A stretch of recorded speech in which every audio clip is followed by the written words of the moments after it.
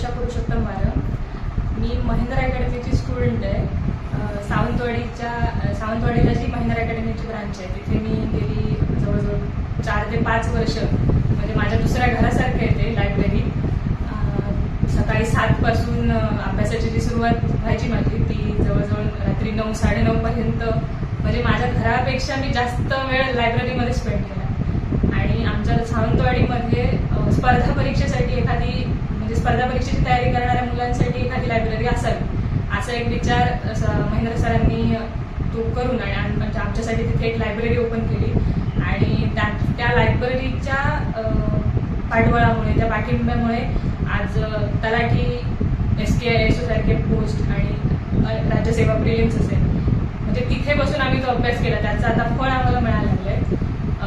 सध्या मी रायगडला तलाठी म्हणून कार्यरत आहे आणि 2023च्या कंबाईनमध्ये मला STI आणि SO या पोस्ट मिळालेल्या आहेत. आता ते म्हणजे त्याची एक प्रोसेस चालू आहे पण सध्या मी रायगड तलाठी म्हणून वर्किंग आहे. म्हणजे मी एक जवळजवळ 2019 पासून वगैरे अभ्यास सुरू केला आहे. आत्ताही सुरू आहे, आत्ताही राज्यसेवा टार्गेट आहे.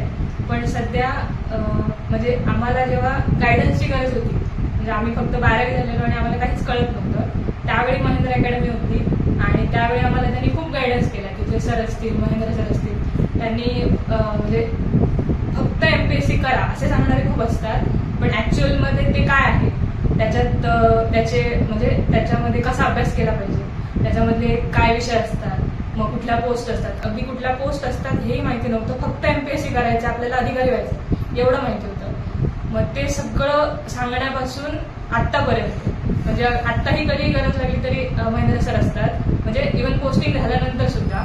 त्यामुळे फक्त लायब्ररी इतका महेंद्र सरांचं आणि एखाद्या स्टुडंटचं रिलेशन असतं मग ते फॅमिलीसाठी पण सपोर्ट तेवढाच करतात आणि अभ्यासासाठी पण तेवढाच करतात. सध्या त्यांची दुसरी शाखा त्यांची नाही आमचीच महेंद्रा अकॅडमीची दुसरी शाखा कुडाळमध्ये ओपन झाली आहे. त्यासाठी महेंद्र सरांना खूप खूप शुभेच्छा.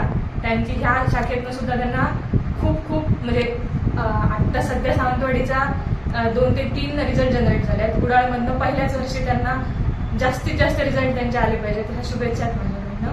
थँक्यू. 4 एक्झाम्स तू क्रॅक्स केल्यास जवळपास क्रेडिट कोणाला देशील? पहिलं क्रेडिट तर माझ्या आईबाबांना आणि दुसरं महेंद्र सरांना आणि त्यांच्या अकॅडमीला. कारण त्यांनी त्यावेळी गायडन्स केलं नसतं तर हे शक्यच झालं नसतं.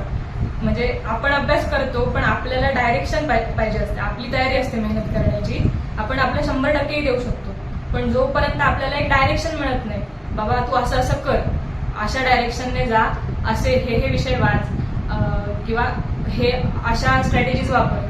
आता काही वेळा स्ट्रॅटेजी स्वतःच्या असतात काही वेळा अकॅडमी सांगते मग त्या सगळ्या गोष्टी एकत्र करून आपण आपला अभ्यास करत असतो.